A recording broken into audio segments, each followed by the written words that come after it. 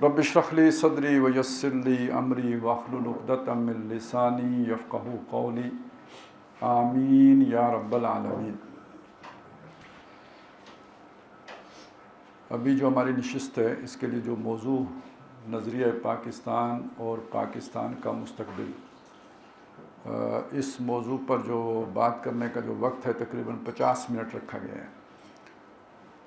और मेरी ख्वाहिश ये, पता नहीं हो गया क्या, कि कुछ वक्त बल्कि ज़्यादा वक्त जो है ना वो सवाल जवाब के लिए भी निकल आए, इसलिए कि हालात व वाक़यात में काफ़ी तेज़ी और बड़े बड़े वाक़यात हो रहे हैं, तो यकीनन उसके हवाले से भी लोगों के ज़हनों में सवालात होंगे। तो उसके लिए अगर मौका निकला तो मैं कोशिश करूँगा ज़्यादा वक्त निकले, लेकिन जब बात चल पड़ती है तो बाज़ औक़ात वो खुद ही खिंचती चली जाती है। खालिस मौजू के एतबार से अगर आप बात करें तो आपको याद होगा कि आज से 5 साल पहले, तकरीबन 5 साल पहले 2018-19 में, एक तो 18 में हम पर वैसे ही जो है ना वो 30 साला मोहब्बत की नाकामी का बोझ हमारे कंधों के ऊपर था, तो एक उसकी डिप्रेशन होती है, अगरचे कि हम उसे बसूरत फ्रस्ट्रेशन निकाल भी रहे थे, लेकिन यह है कि दूसरी तरफ ये कि मुल्की हालात ऐसे थे कि जो उससे ज़्यादा जो है ना मायूस कुन थे। तो आपको याद होगा कि 2019 में मेरी कुछ गुफ्तगू का मौजू इस तरह होता था कि अगर पाकिस्तान न भी रहा तो नज़रिया पाकिस्तान जो है वो बरकरार रहेगा, उसे कोई ख़त्म नहीं कर सकता। ये एक बहुत यकीन के साथ हम ये बात करते थे।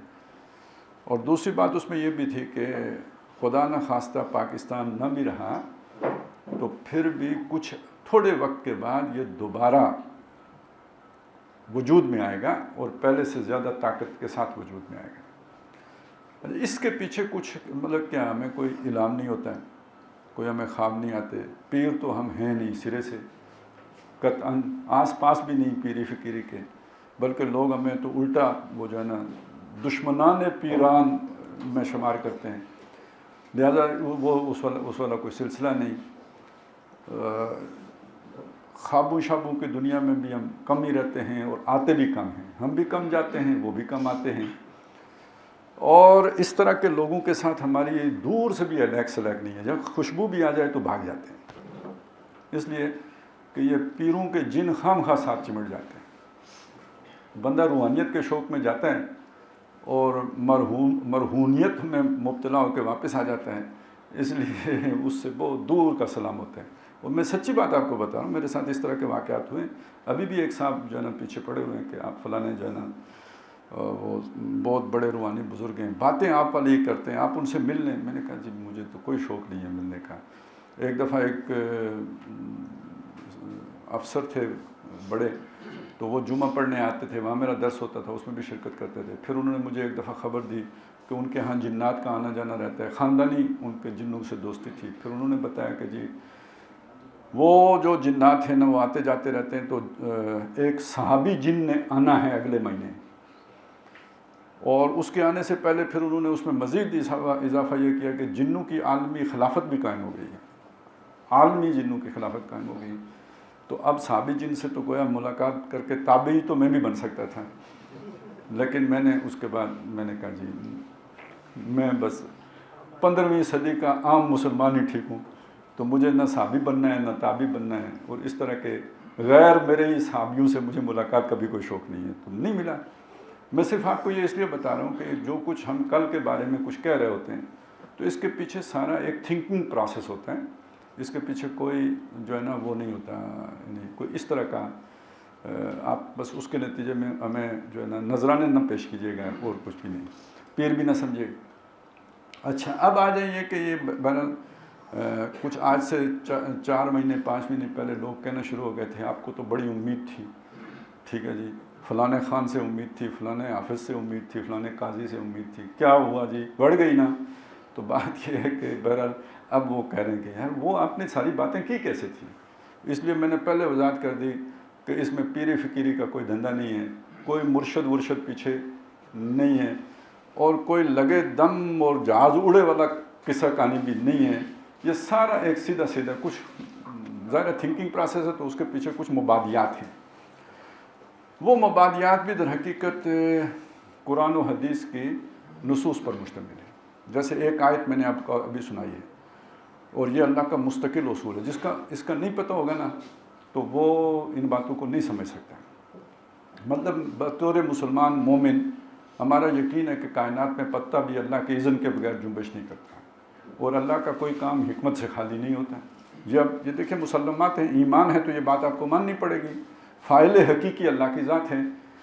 تو اگر کوئی امریکہ سپر پاور بنا ہے اور کوئی اسرائیل وجود میں آیا ہے اور کوئی پاکستان لا الہ الا اللہ کی بنیاد پر بنا ہے اور اس پر کوئی قبضہ گروپ مسلط ہو گیا ہے، تو یہ ساری ظاہری باتیں ہیں.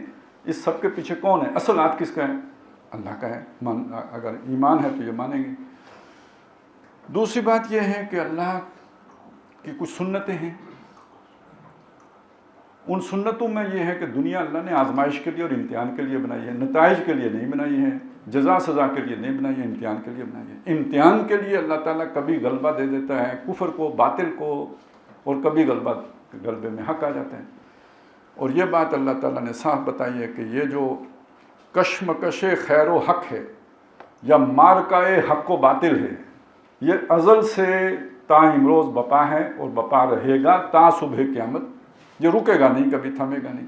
دنیا کو ہے پھر مارکہ روح و بدن پیش، تہذیب نے پھر اپنے درندوں کو ابارا، اللہ کو پامردی مومن پہ بھروسہ، ابلیس کو یورپ کی مشینوں کا سہارا.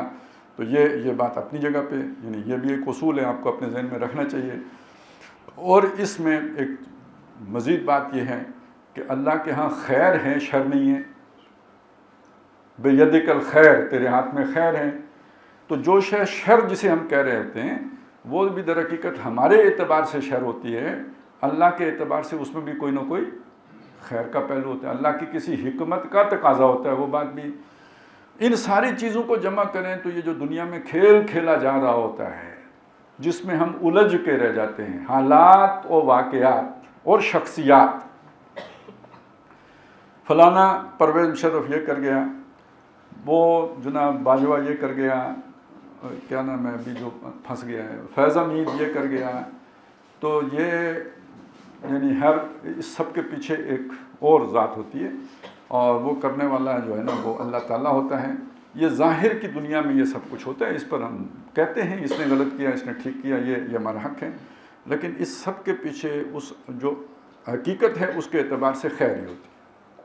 اب یہ سارا ذہن میں رکھ کے اگلی بات دیکھیں کہ اللہ تعالیٰ نے یہ بات بھی بتائی ہے کہ یہ جو حق و باطل کی کشمکش ہے، اس میں فتح بالآخر حق کی ہوتی ہے. بل نقذف بالحق علی الباطل، ہم حق کی ضرب لگاتے ہیں باطل پر، فیدمغہ، وہ اس کا بھیجا نکال دیتا ہے، فاذا ہوا زاہق، وہ چلا جاتا ہے. پوری تاریخ کا سبق یہ ہے. اس کشمکش میں آپ حق جو ہے نا وہ مغلوب نظر آتا ہے، باطل غالب نظر آتا ہے، لیکن یہ کہ بالآخر ہوتا کیا ہے، حق کو غلبہ حاصل ہو جاتا ہے اور باطل ختم ہو جاتا ہے. اچھا، اس کی مثال جو قرآن مجید نے دی ہے وہ کیا ہے کہ پانی ہے وہ حق ہے اور جھاگ ہے وہ باطل ہے. لیکن جب سیلاب آتا ہے تو پانی نظر نہیں آ رہا ہوتا، جھاگ ہی جھاگ نظر آ رہا ہوتا ہے. اور جو تھوڑا وقت گزرتا ہے تو جھاگ بیٹھ جاتا ہے اور پانی باقی رہ جاتا ہے. تو جو چیز لوگوں کو نفع کے لیے ہوتی ہے یعنی حق ہوتی ہے وہ باقی رہتی ہے، اور جو باطل ہوتا ہے وہ مٹ جاتا ہے. اتنا سمپل فزیکل فینومنا ہے، سب کے سامنے ہے، کوئی مشکل نہیں ہے. لیکن جب یہ انسانی سطح پہ بپا ہوتا ہے تو اب دیکھیں نا اس میں بڑا وقت گزر جاتا ہے. ان سب چیزوں کو ذہن میں رکھیں تو ایک تاریخ کا نبی صلی اللہ علیہ وسلم سے لے کر جن کو بھیجا گیا دین حق دے کر، اور اس دین نے غالب ہونا ہے، جیسے کہ آپ نے بہت سی خبریں دی ہیں قیامت سے پہلے کل عالم پر. اب یہ دو باتیں ذہن میں، حضور صلی اللہ علیہ وسلم دین حق لے کے آئے، جزیرۃ العرب میں اسے غالب کر دیا، قیامت سے پہلے کل عالم پر اس نے غالب ہونا ہے. یہ آپ کے پاس آپ نے دو کھونٹے گھاڑ لیے ہیں تاریخ کے سینے میں، اور ان کے ساتھ آپ نے ایک رسی باندھ لی ہے. اب آپ نے وہاں سے سفر شروع کیا ہے اور آگے تک جانا ہے جہاں پہ جا کے دین نے قائم ہو جانا ہے. باطل ختم ہو جائے گا، حق غالب ہو جائے گا. یہ جو میں نے ساری بات آپ کے سامنے رکھی، اب اس کو سامنے رکھ کر ذرا اپنے سفر کا آغاز کرتے ہیں. نبی صلی اللہ علیہ وسلم سے چلیں 1000 سال تک آ جائیں، ٹھیک ہے. اس میں بحیثیت مجموعی حق غالب رہا ہے، ٹھیک ہے. بیچ میں خلافت کی جگہ ملوکیت آ گئی، یہ سارا کچھ ہے. لیکن اگر اس پورے تاریخ کے دھارے کو دیکھیں گے تو اللہ کی حکمرانی تسلیم کی جا رہی تھی، عملی ڈنڈیاں ماری جا رہی تھی، لیکن حکمرانی اللہ کی تسلیم کی جا رہی تھی۔ جو بادشاہ بھی تھے وہ بھی نافذ شریعت کا قانون کیے ہوئے تھے، اپنا قانون نہیں نافذ، ہاں اپنی بادشاہت کا جو حق تھا وہ انہوں نے ظلم سے پکڑ رکھا تھا۔ حالانکہ بادشاہی اللہ کا حق ہے، یہ زیادتی تھی، یہ کمی تھی، لیکن جو انہوں نے قانون لوگوں پر جاری کیا ہوا تھا وہ کوئی ان کا اپنا ذاتی قانون نہیں تھا، وہ کوئی انسانوں کا بنایا ہوا قانون ہے، وہ شریعت ہی نافذ کی ہوئی تھی۔ لہٰذا قاضی بھی تھے، مفتی بھی تھے، مسجدوں کا اور نمازوں کا نظام بھی تھا، یہ سب کچھ شریعت اپنی جگہ پر قائم دائم تھی، لوگوں کے فیصلے اللہ کے نازل کردہ کے مطابق ہوتے تھے۔ یہ 1000 سال کا پیریڈ ہے۔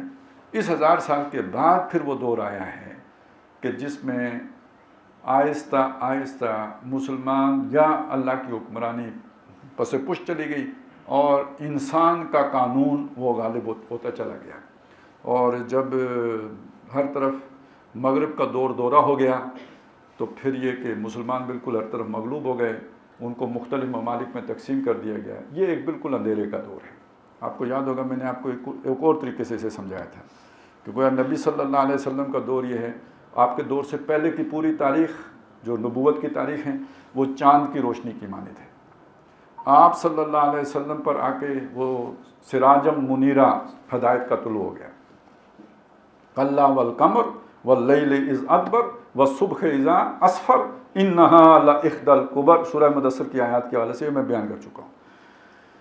وہ ایک کہیں میری اکلوتی کوئی کتاب بھی شائع ہو گئی ہے، میں نے نہیں کی ہے، میں نے بس وہ کسی نے اسی طرح اتار کے وہ بغیر کوئی اس میں تغیر و تبدل اور اس میں کوئی اسے تحریری صورت میں ڈھالے بغیر اسی طرح وہ شائع ہو گئی، اس میں یہ سارے مضامین جو ہے نا آئے ہوئے ہیں۔ اچھا، اب آگے یہ بات کہ جی یہ تو ہو گیا حضور والا واقعہ۔ اب وہاں سے جب یہاں پہ پہنچے تو وہ کیا ہے، فلا اقسم بالشفق، تو یہ حضور سے لے کر جو بعد میں وہ میں نے کہا نا شریعت رہ گئی تھی، تو گویا شفق رہ گئی تھی اس روشنی کی، سورج غروب ہو رہا تھا اور اس کے پیچھے جو ایک چھوٹی سی روشنی ہوتی ہے شفق کی مانند، وہ باقی رہ گئی تھی۔ لیکن اس کے بعد کیا ہوا، جب انگریز آ گئے، فرانسیسی آ گئے، یورپی اقوام کا تسلط ہو گیا، مسلمان مغلوب ہو گئے، جبر کا دور آ گیا، تو واللیل وما وسق، گہری ظلم کی اندھیری رات چھا گئی۔ اس کے بعد کیا ہوا، پھر وہ والقمر اذا اتسق، قسم ہے چاند کی جو آہستہ آہستہ پورا ہوتا ہے، لترکبن طبقا عن طبق، سورج تو ایک بار کی طلوع ہو گیا تھا، چاند ایک دم نہیں چمکتا، وہ 14 دن لیتا ہے پورا چمکنے کے لیے۔ تو یہ جو سیکنڈ فیز آئے گا دین کے غلبے کا جو عالمی ہوگا، تو یہ پھر چاند کی مانند ہوگا، چاند کی روشنی کی مانند ہوگا، سورج کی طرح نہیں ہوگا، چاند کی روشنی کی مانند ہوگا۔ یعنی اس کی شدت وہ نہیں ہوگی جو اس وقت تھی، شدت میں کمی ہوگی، لیکن عالمی ہوگا اور درجہ بدرجہ ہوگا۔ یہ دو فرق ہو گئے اس کے ساتھ، وہ یک بارگی ہوا، یہ درجہ بدرجہ ہوگا، یعنی اس کو صدیاں لگیں گی اس عمل میں، وہ سالوں میں طے ہو گیا، اس میں صدیاں لگ جائیں گی۔ اور دوسری بات یہ ہے کہ اس کی روشنی کی شدت وہ نہیں ہوگی جو اس کی تھی، اس لیے ہم کہتے ہیں خلافت راشدہ کا نظام دوبارہ قائم نہیں ہو سکتا، خلافت علی منہاج النبوہ دوبارہ قائم ہو سکتا ہے، اور وہ ہوگا، قیامت سے پہلے ہوگا، اور آسماں ہوگا سحر کے نور سے آئینہ پوش، اور ظلمت رات کی سیما پا ہو جائے گی۔ یہ پورا مضمون ذہن میں رکھیں۔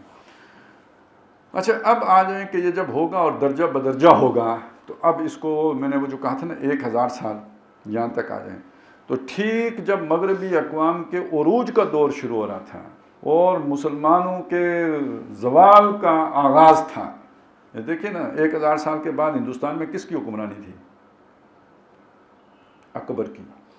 اس سے بڑا عروج مسلمانوں نے ہندوستان میں نہیں دیکھا جو اکبر کے دور میں تھا، لیکن دینی اعتبار سے وہ زوال کا آغاز تھا، اس نے دین اکبری ایجاد کر لیا تھا۔ مسلمان، یہ کوئی امریکہ نے آ کے سوشل انجینئرنگ پروگرام نہیں دیا تھا، یہ کوئی امریکہ نے آ کے جو ہے نا وہ تصور نہیں پیش کیا تھا کلیش آف سویلائزیشن کا، یہ وہ کوئی اپنا ایجنڈا اس کے ذریعے ورلڈ بینک اور IMF اور اقوام متحدہ کے ذریعے سے مسلط نہیں کر رہے تھے۔ ایک مسلمان حکمران آل مائٹی اور وہ جو ہے پاورفل، وہ اکبر دی گریٹ، وہ کہہ رہے ہیں جناب اب آئندہ میرا دین چلے گا، محمد رسول اللہ کا دین 1000 سال کے لیے تھا، آئندہ میرے چلے گا. تو دینی اعتبار سے کمزور ترین پوزیشن پر تھے اور سیاسی اعتبار سے مضبوط ترین پوزیشن پر تھے.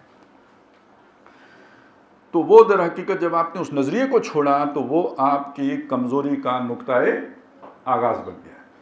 لہذا پھر بتدریج سلطنت مغلیہ زوال کا شکار ہوتی چلی گئی. آخری چراغ تھا جو ٹمٹمایا وہ اورنگزیب عالمگیر بادشاہ غازی، غلام محی الدین اورنگزیب عالمگیر بادشاہ غازی. تو ادھر اس کے بعد پھر ٹھس واللیل وما وسق، اب ایک تباہ کن دور کا آغاز ہو گیا. اندھیری گہری اندھیری رات چھا گئی، آخری روشنی وہ جو چراغ سحری کی مانند ٹمٹمائی اور اس کے بعد ختم ہو گئی. وہ چراغ کا آخری شعلہ تھا اور اس کے بعد گہری اندھیری رات مسلط ہو گئی. اس گہری اندھیری رات کے مقابل اب آئیں دوسری طرف، جو نظریہ مر رہا تھا جس کی جگہ پہ دین اکبری کھڑا ہو رہا تھا، اب آپ دیکھیں کہ اس وقت جو مجدد کھڑے ہوئے، مجدد کا کام کیا ہوتا ہے؟ دین کو تازہ کرنا، اسے اثر نو زندہ کرنا. تو مجدد الف ثانی کہتے ہیں اس کو، یعنی اب دوسرا 1000 سال شروع ہو رہا ہے اور اس دوسرے 1000 سال کے مجدد کون ہیں؟ شیخ احمد سرہندی. اس سے پہلے مجددین سارے کے سارے کدھر آئے؟ عرب میں. یہ جو مجدد ہیں یہ آئے بر صغیر میں. آپ اللہ کے منصوبوں کو سمجھیں. جیسے اللہ کے منصوبے کو دیکھتے ہوئے اندازہ لگا لیا راہب نے کہ آخری نبی کا ظہور کا وقت قریب آ گیا ہے. ٹھیک ہے نا، اس نے بھی تو ایک، اب آپ سمجھ سکتے ہیں کہ اس نے بھی خواب نہیں دیکھا ہوگا، اس پر بھی اعلان نہیں ہوا ہوگا، اس کے پاس بھی کوئی فرشتہ نہیں آیا ہوگا، اس کو کوئی جن کی صحبت میسر نہیں ہوئی ہوگی، اس کے اوپر بھی کوئی روحانی واردات نہیں ہوگی. اس کا بھی جو علم دین تھا اس کی بنیاد پر حالات کا تجزیہ کر کے وہ سمجھا کہ آخری نبی کے ظہور کا وقت قریب آ گیا ہے. تو اسی طرح یہ بات سمجھ لیجئے کہ یہ جناب ایک طرف مجدد الف ثانی، پھر ان کے ساتھ شیخ عبدالحق محدث دہلوی، پھر شاہ ولی اللہ رحمۃ اللہ علیہ، پھر ان کے بعد تحریک شہیدین، پھر یہ جو مختلف تحریکیں اٹھی ہیں، تبلیغی جماعت کی تحریک ہو، جماعت اسلامی ہو، اور یہ تحریک آزادی ہو، یہ سارا تحریک ریشمی رومال ہو، یہ تحریک دیوبند ہو، یہ مختلف جو تحریکیں اٹھیں، اس سب کا نتیجہ ہے جسے آپ پاکستان کہتے ہیں. جب آپ نظریہ پاکستان کہتے ہیں تو یہ وہ نظریہ ہیں. اب دیکھیں یہ دو قومی نظریہ، اس کو ذرا تھوڑا سا ذہن میں رکھیں. قائد اعظم نے ایک بات کہی کہ دو قومی نظریہ اسی دن وجود میں آ گیا تھا جب پہلے مسلمان نے ہندوستان میں قدم رکھا تھا، یعنی محمد بن قاسم. وہ وہاں سے شروع کر رہے ہیں. عام خیال یہ ہے کہ یہ جو ہے نا علی گڑھ کی جب بنیاد رکھی گئی تو اس سے یہ دو قومی نظریے کی بنیاد پڑی ہے. اور ایک اس درمیان کا خیال بھی ہے کہ اگر شیخ احمد سرہندی نہ کھڑے ہوئے ہوتے تو جو منصوبہ تھا اکبر کا، اس کے نتیجے میں ایک قوم بن جانا تھا. مسجد مندر ہکڑو نور ہو کے تو ہندو مسلمان ایک قوم ہو جاتے. تو جب ایک قوم ہو جاتے تو پھر دو قومی نظریے کی بنیاد آپ علی گڑھ میں کہاں رکھتے؟ تو گویا بیج کس نے رکھا؟ ہاں، ویسے تو وہ جو ٹیکنیکلی بات تو صحیح ہوگی کس کی؟ قائد اعظم کی. نہ محمد بن قاسم آتے نہ یہ رولا پڑتا، تو بیج تو انہوں نے ہی ڈالا. لیکن یہ کہ اس بیج کو اثر نو جب وہ مر چکا تھا تو اس کو ایک نئی روح اس کے اندر جو پھونکنے والی شخصیت ہے وہ مجدد الف ثانی کی ہے. وہ بیج ایک دفعہ انہوں نے ڈالا، محمد بن قاسم نے، وہ تناور درخت بنا، مرجھا گیا. اب جو نئی آبیاری اس کی ہے وہ کی ہے کس نے؟ مجدد الف ثانی نے. اور پھر وہ بڑھتے بڑھتے بڑھتے مختلف مراحل سے وہ ساری میں اب میں نہیں بیان کر سکتا، لیکن آخر میں اس نے تحریک پاکستان، پاکستان کا مطلب کیا؟ ٹھیک ہے، یہ علیحدہ تشخص ہمارا ہے. یہ تشخص علیحدہ کس نے قائم کیا تھا؟ مجدد الف ثانی نے قائم کیا تھا. اس علیحدہ تشخص کی بنیاد پر ایک ملک علیحدہ بن گیا. اب اس ملک کی کہانی یہ ہے کہ بنا لا الہ الا اللہ کی بنیاد پر. جو اس پر مسلط ہوئے ان کا لا الہ سے کوئی تعلق نہیں، زبانی کلامی تعلق ہے. ابھی چند دن پہلے ایک صاحب نے مجھے بتایا، وہ تصدیق بھی کر سکتے ہیں، میری بات سن ہی رہے ہوں گے، کہ ایک یہ جو ہے نا ابھی ہو سکتا ہے وہ بھی پتہ نہیں کس حالت میں ہوں گے، وہ جو ہمارے ISPR والے ایک ہوتے تھے آصف غفور صاحب، تو وہ ایک جگہ پہ گئے، وہ ایک بڑا کھانا ہوتا ہے یا کیا، جہاں آفیسرز بھی تھے، سارے تھے. تو انہوں نے کہا یار یہ پاکستان کا کیا مطلب ہے؟ تو ایک کپتان صاحب نوجوان جوش میں آئے، انہوں نے ہاتھ کھڑا کر کے کہا جی پاکستان کا مطلب لا الہ الا اللہ ہے. تو انہوں نے کہا یہ ہے سب سے بڑا مسئلہ. یہ ہے سب سے بڑا مسئلہ. تو یعنی لوگوں کے لیے یہ سب سے بڑا مسئلہ ہے. اسی سے تو سارا جھگڑا کھڑا ہوا ہے.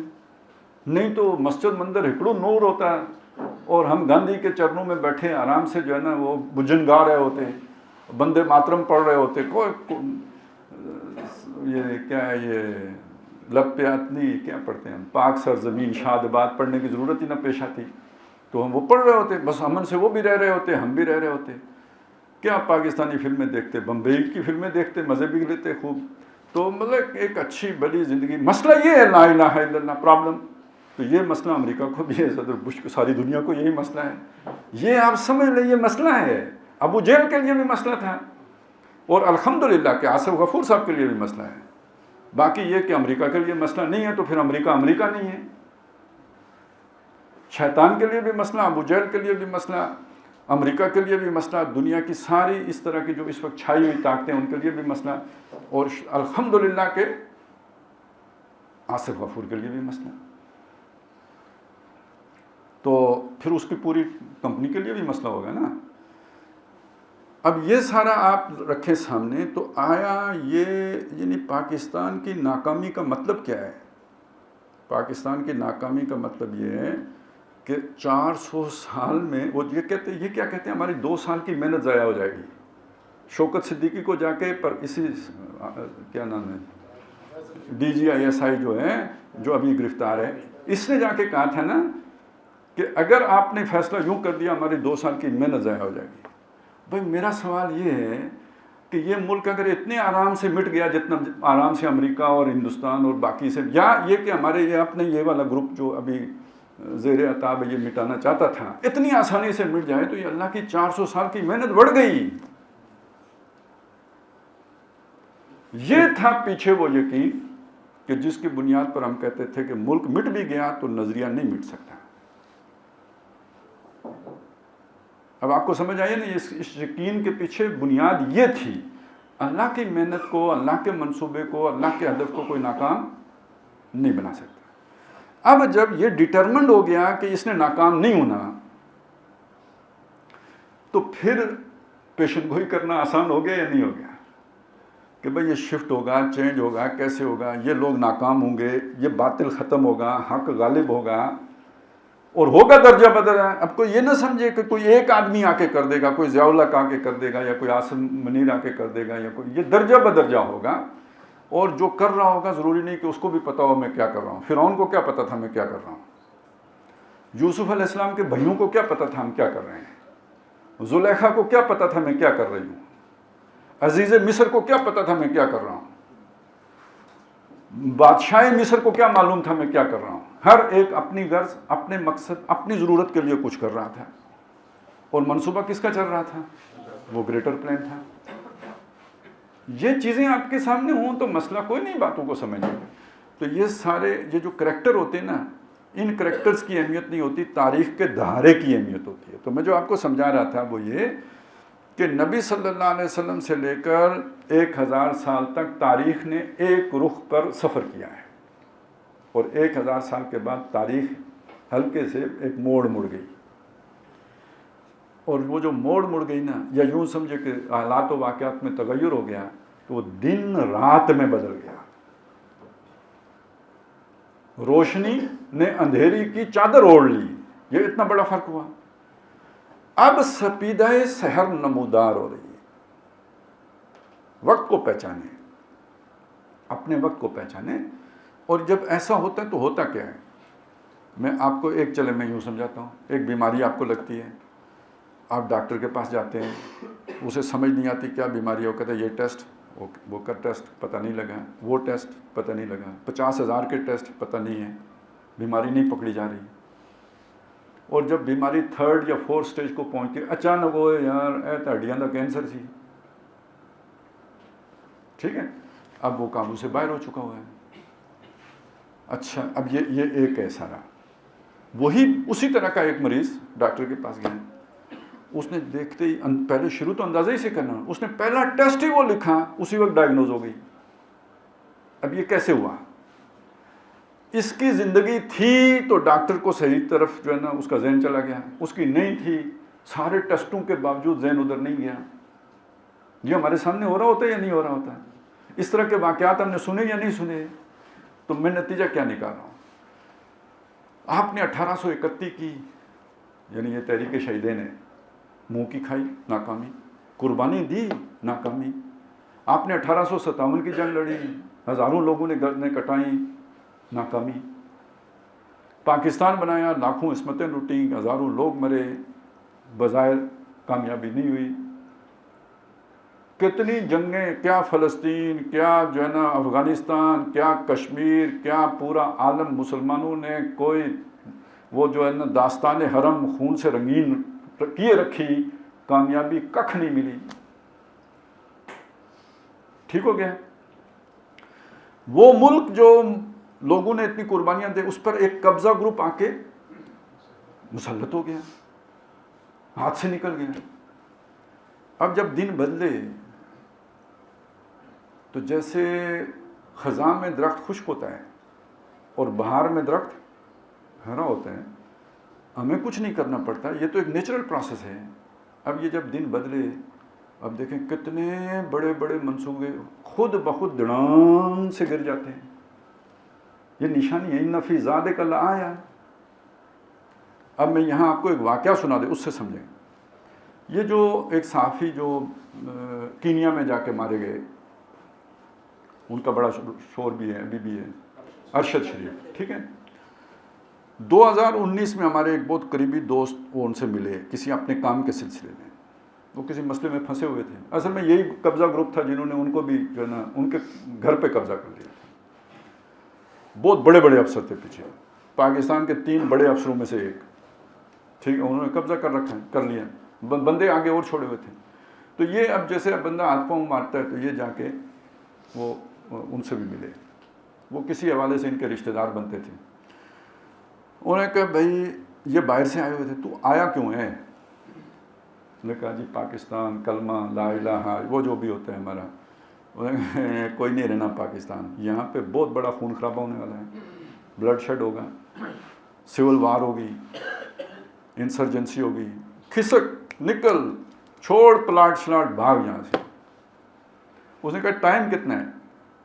اس نے کہا 3 سے 4 سال، 2019، 3 سے 4 سال۔ میں صرف یہ واقعہ آپ کو کیوں سنایا؟ منصوبہ سمجھیں۔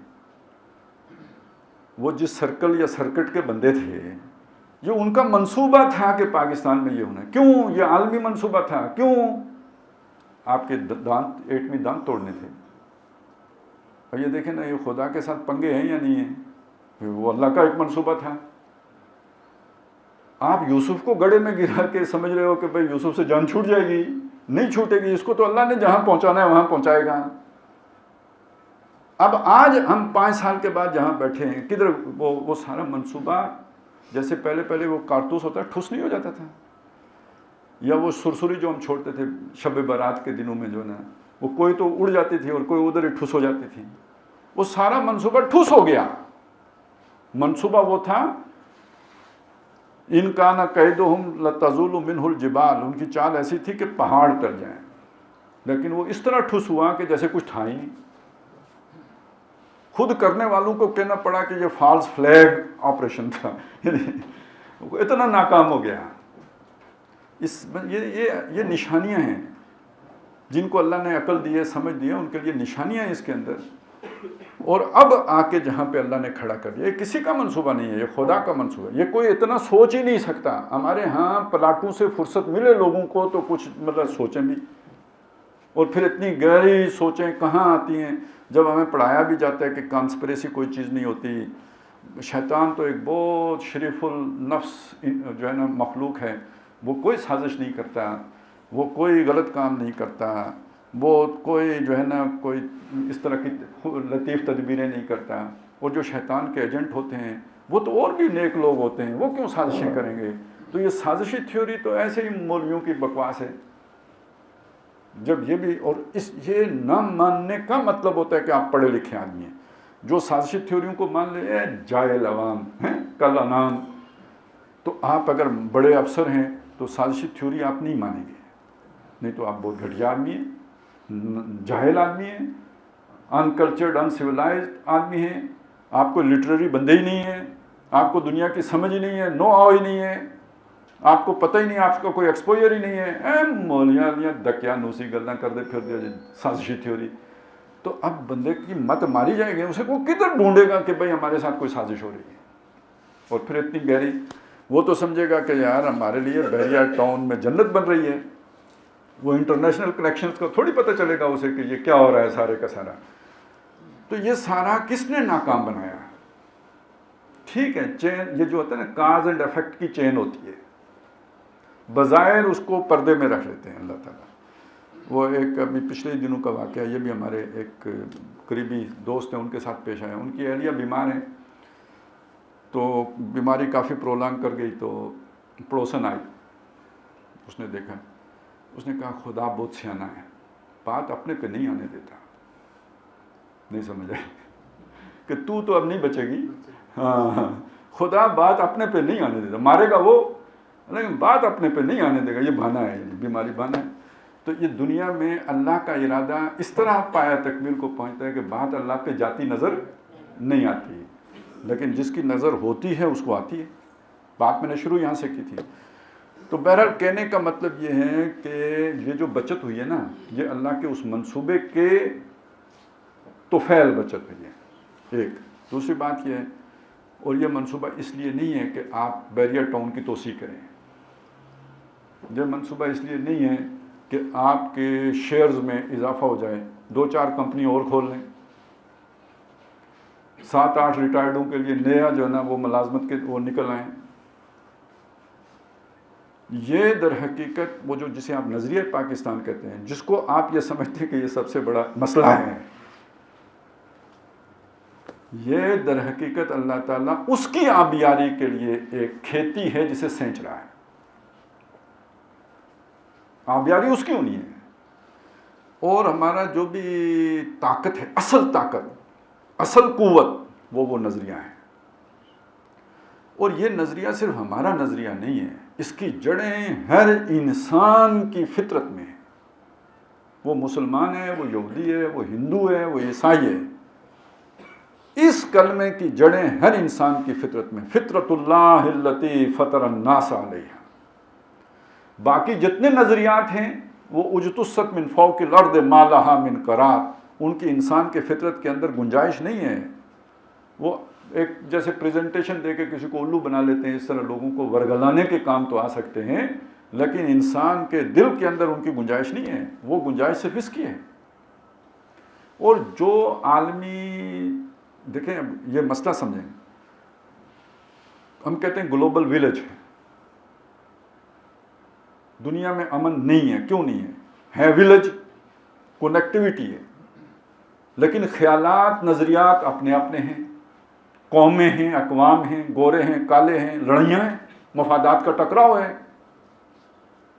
تو ایک ویلیج میں جب تک یونیفارمٹی نہیں آئے گی تو امن نہیں ہوگا. تو وہ یونیفارمٹی کون لے کے آ سکتا ہے؟ کون سا نظریہ؟ سیکولرزم کا، لبرلزم کا؟ کون سا نظریہ ہے نیشنلزم کا جو تمام انسانوں کو آپس میں جوڑ سکتا ہے؟ توحید کے علاوہ تو کوئی نظریہ نہیں ہے. اور توحید کا مطلب کیا ہوگا؟ زندہ قوت تھی زمانے میں توحید کبھی، وہ زندہ قوت کے طور پر ظاہر ہوگی تو تب. اس کا کیا مطلب ہے؟ بات نمازوں کی نہیں ہو رہی ہے، بات عبادات کی نہیں ہو رہی ہے، بات وضاقتہ کی نہیں ہو رہی ہے. توحید پر مبنی معاشی، سیاسی، سماجی نظام کی ہو رہی ہے. پاکستان کا جو نظریہ وہ یہ ہے. قائد اعظم نے جو بات کہی تھی، ہم دنیا کو اسلام کے اصول حریت و اخوت و مساوات کی جھلک دکھانا چاہتے ہیں. حریت، آزادی، یہ سیاسی نظریہ اس سے وجود میں آئے گا. ہر فرد آزاد سمجھا جائے گا، کوئی کسی کا غلام نہیں ہے. آدمی پہ آدمی فرما روائی کیوں کرے؟ جس کا منصب بندگی ہو وہ خدائی کیوں کرے؟ کونو عباد اللہ اخوانا، اللہ کے بندے بن کے رہو، سب برابر ہو، سب کے حقوق. کفل لکل مسلم، ہر مسلمان دوسرے مسلمان کے برابر ہے. کسی کو ڈیوائن رائٹس نہیں ہیں حکمرانی کرنے کے. حکمراں ہے ایک وہی باقی بوتان حاضری. یہ ہے حریت, اخوت, بھائی چارہ. بھائی چارہ, یہ جو معاشی اونچ نیچ ہے نا, اس کو کیا چیز بدلے گی؟ بھائی چارہ. دیکھیے ایک سوشلزم کا تصور ہے مساوات کا, سب لوگوں کو برابر دیا جائے گا. یہاں برابر کا تصور نہیں ہے, بھائی چارے کا تصور ہے. ایک بھائی کے پاس زیادہ ہو سکتا ہے, دوسرے بھائی کے پاس کم ہوگا, لیکن جس کے پاس کم ہے اس کی ضرورت کون پوری کرے گا؟ جس کے پاس زیادہ ہے. مواخات کا مطلب یہی ہے نا, اخوت, اخوت باہمی, یہ بھائی چارہ ہے. اور تیسری چیز کیا؟ مساوات. یہ کون سی مساوات ہے؟ انسان پیدائشی طور پر سب برابر ہے. پیدائشی طور پر تمام انسان, یعنی یہ جو اونچ نیچ کے تصورات ہیں نا, یہ برہمن ہے, یہ شودر ہے, یا یہ سید ہے اور یہ مصلی ہے, توحید کے منافی ہے. سب اللہ کے مخلوق ہونے کی حیثیت سے سب برابر ہیں. اب اس کے کچھ نتائج نکلیں گے. نتائج کیا نکلیں گے؟ بنیادی انسانی ضروریات میں بھی سارے برابر ہیں. کیا مطلب؟ روٹی, کپڑا, مکان, تعلیم, علاج, ہر انسان کی ضرورت ہے. یہ ضرورت پوری کرنا ریاست کی ذمہ داری ہے. اور ریاست جو ٹیکس وصول کرتی ہے وہ اے سی ڈی سی کے عیاشیوں کے لیے وصول نہیں کرتی, وہ ٹیکس وصول کرتی ہے. یہ بھائی چارہ اس طرح قائم ہوگا کہ یہ جتنے بھی آپ کے پاس زکوٰۃ سے, عشر سے, خراج سے جو بیت المال میں پیسہ آیا ہے, یہ جو معاشرے کے محروم طبقات ہیں یا جو کمزور لوگ ہیں یا جو معاشی دوڑ میں پیچھے رہ گئے ہیں, ان کو محروم نہیں رہنے دینا ہے. ان کی بنیادی ضروریات کی کفالت ریاست نے کرنی ہے, جیسے ماں کرتی ہے اس سے بڑھ کر کرنی ہے. یہ ہے ریاست و ماں جیسی, اور یہ ہے جناب وہ تصور اخوت, یہ ہے وہ بھائی چارے کا تصور. اور اب آپ ایک بات وہ سیاسی سطح پہ سمجھیے, دنیا نے جمہوریت کا اصول اپنایا ہے, لیکن حقیقت میں وہ سرمایہ داروں کی آمریت ہوتی ہے. کیوں؟ رائے عامہ بنانے کا کام میڈیا کرتا ہے, اور میڈیا کس کے کنٹرول میں ہوتا ہے؟ سرمایہ داروں کے کنٹرول. رائے عامہ وہ بناتے ہیں.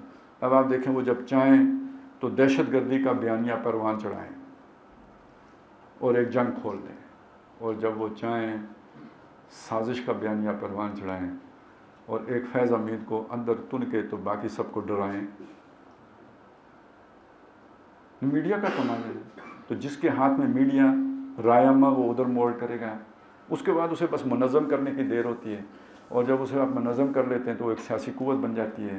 تو جس کے ہاتھ میں جس کے پاس سرمایہ ہوگا وہ حکمران ہے, خفیہ حکمران ہے, سامنے نہیں, آگے پپٹس ہوں گے. کوئی مودی ہوگا, کوئی عمران خان ہوگا. اس کھیل میں تعین مراتب ہے ضروری. شاطر کی عنایت سے تو فرضی میں پیادہ, بیچارہ پیادہ تو ہے ایک مورا ناچیز, فرضی سے بھی ہے پوشیدہ شاطر کا ارادہ. ٹھیک ہے, یہ نظام بنایا تھا. اس لیے اقبال نے کہا دیو استبداد جمہوری قبا میں پائے کو, تو سمجھتا ہے یہ آزادی کی ہے نیلم پری. تو وہ ایک دھوکہ ہے, فریب ہے. اصل بات کیا ہے؟ حکمراں ہے ایک وہی, باقی بوتان حاضری. تم آپس میں برابر برابر رہو گے, کسی کو کوئی اسپیشل رائٹ نہیں ہے. حکمرانی کا حق اللہ کا ہوگا, قانون ساز مقنن اللہ کی ذات ہوگی. تمہیں جو قانون بنانے کا حق ہوگا وہ اللہ کے دیے ہوئے قانون کے اندر ہوگا. وَأَمْرُهُمْ شُورَىٰ بَيْنَهُمْ, اور کوئی ایک طبقہ نہیں بنائے گا, مسلمان اپنی باہمی مشاورت سے بنائیں گے. سمجھ آئے؟ یہ ہے وہ آزادی کا تصور جو اسلام نے دیا. اور اس آزادی میں آپ ذرا اس کو, یعنی آج سے 1500 سال پہلے یار, یہ تصور کہ اگر گورنر کے گھر کے باہر 4 دیواری ہے تو گویا اس کے اندر حکمرانی کے جراثیم آ گئے ہیں, اور اس نے لوگوں کو غلام سمجھنا شروع کر دیا ہے. اگر ایزی اپروچ نہیں ہے تو یہ فرق ہو گیا نا, یہ اور مخلوق ہو گئی, وہ اور مخلوق ہو گئے. تو حضرت عمر نے اپنے جو تھا وہ میسنجر, اسے کہا پہلے جا کے اس کی وہ 4 دیواری گراؤ, جلاؤ, بلکہ اس کے بعد اسے میرا خط دینا, کہ لوگوں کو ان کی ماؤں نے آزاد جانا تھا, تم نے غلام کیسے سمجھ لیا. ذرا 1 منٹ رکیے, جو چند باتیں میں نے کی ہیں جسے میں نے کہا یہ نظریہ پاکستان ہے، اور فی الواقع یہی ہے، کیونکہ یہی اقبال نے بھی کہا، یہی قائد اعظم نے بھی کہا۔ آپ سوچیں یہ نظام واقعتاً اگر پاکستان میں قائم ہو جاتا ہے، آپ کو دنیا کے کسی ملک کے ساتھ جنگ کرنے کی ضرورت ہے اس کے بعد؟ لوگ کلمہ نہ پڑھیں لیکن وہ کہیں گے یار یہ نظام تو ہمیں بھی چاہیے۔ آج ہم اسکینڈینیویا کی بات کرتے ہیں یا نہیں کرتے؟ کمیونزم روس میں آیا تو لاطینی امریکہ تک پہنچ گیا، بھائی کس گولوں پہ چڑھ کے گئے ہیں؟ یا لوگ اس نظریے سے متاثر ہو کہ انہوں نے خود اسے قبول کیا ہے؟ تو اگر اس کے آج ہم انڈیا کی مثالیں دیتے ہیں یا نہیں دیتے ہیں؟ اگر ہمارے ہاں یہ بہاریں ہوں، خوشحالی ہو، یہ سب کچھ ہو، تو کیا انڈیا والے لوگ اس سے متاثر نہیں ہوں گے کہ وہ نظام ہمیں بھی دو؟ آپ کو نہیں پتا ہوگا شاید، جب پاکستان بنا ہے تو پاکستان اسمبلی کے جو ہندو اراکین تھے نا، انہوں نے کہا آپ ادھر اسلام نافذ کرو، ہم آپ کے ساتھ ہیں۔ تو یہ ہے نظریہ یہ ہے اس کی قوت تسخیر۔ جو کام آپ کا ایٹم بم نہیں کر سکتا، آپ کی 1 نمبر فوج نہیں کر سکتی، وہ کام یہ نظریہ کر سکتا ہے، اور اسے دوسرے ملک میں مداخلت کرنے کے لیے کوئی جو ہے نا غیر قانونی حرکت کرنے کی بھی ضرورت نہیں ہوتی، یہ خود ہی ہوا کے دوش پہ جنوں کے ساتھ چلا جاتا ہے۔ کسی خفیہ ایجنسی کی ضرورت نہیں ہوتی اسے کہیں پہنچانے کے لیے، کسی میزائل کی ضرورت نہیں ہوتی، کسی پاسپورٹ کی ضرورت نہیں ہوتی، کسی ویزے کی ضرورت نہیں ہوتی۔ نظریات کب رکتے ہیں؟ یہ اصل قوت تسخیر ہے ہماری۔ تو بہرحال جی، ناچار، گناہگار، سویدار چلے، اللہ کا منصوبہ تو یہ لگتا ہے۔ اب بات کیا ہوتی ہے؟ جو اپنے ارادے سے، نیت سے اپنے آپ کو اس کام میں جھونکے گا اسے ثواب ملے گا، جو اپنے ارادے اور نیت کے بغیر کچھ کرے گا، دھارا ادھر ہی جا رہا ہے، کرے گا تو وہی کنٹریبیوٹ تو کر رہا ہوگا، ثواب نہیں ملے گا، کیونکہ اس کی نہیں۔ میں آپ کو اسے سمجھا دیتا ہوں۔ دیکھیں، یوسف علیہ السلام ہیں، انہوں نے خواب دیکھا، تو وہ تو بات کلیئر ہے کہ انہوں نے پی ایچ ڈی کرنی ہے تعویل الاحادیث میں، پی ایچ ڈی مصر سے ہوگی۔ اب فیس اتنی ہے، آنے جانے کا خرچہ یہ ہے، سارا کچھ وہ ذہن میں رکھیں۔ اس کا کوئی انتظام کسی کو نہیں کرنا پڑا۔ بھائیوں کے دل میں آئی کہ ابا جی بہت اسی کی طرف ہیں، اس سے جان چھڑاؤ، انہیں جا کے کنویں میں پہنچا دیا۔ پہلا کام ہو گیا۔ قافلہ آیا، انہیں کہا یار اے بندہ جڑا نا انہوں جا کے بیچیں گے، پیسے کھڑے ہو جائیں گے، انہوں نے اپنے ساتھ رکھ لیا، نہ کوئی ٹکٹ کی ضرورت۔ وہ ویسے ہی طاہر القادری صاحب نبی صلی اللہ علیہ وسلم کے لیے چندے کرتے رہے ٹکٹوں کے، کوئی ضرورت نہیں ہوتی، حالات ایسے بن جاتے ہیں۔ وہ سوار ہوئے اونٹ پہ مصر پہنچ گئے، نہ کوئی نیویگیشن کی ضرورت، کوئی تردد نہیں، نہ کسی سے رستہ پوچھنے کی ضرورت، چلی جا رہی ہے خدا کے سہارے، مصر پہنچ گئے۔ مصر جا کے خریدا کس نے؟ وہ جو رولنگ ایلیٹ ہے ان کا ایک فرد، اسے انہوں نے کہا یار یہ ٹھیک ہے، چل گیا تو بیٹا بنا لیں گے، تو نہیں تو چلیں، نفع تو دے ہی دے گا۔ اب اس کی عورت نے بڑے چاؤ سے پالا، کیوں؟ وہ آپ کو پتہ ہے، ہر ایک کی نیت اللہ کا مقصد پورا کرنے کی تو نہیں، لیکن ہوا کیا؟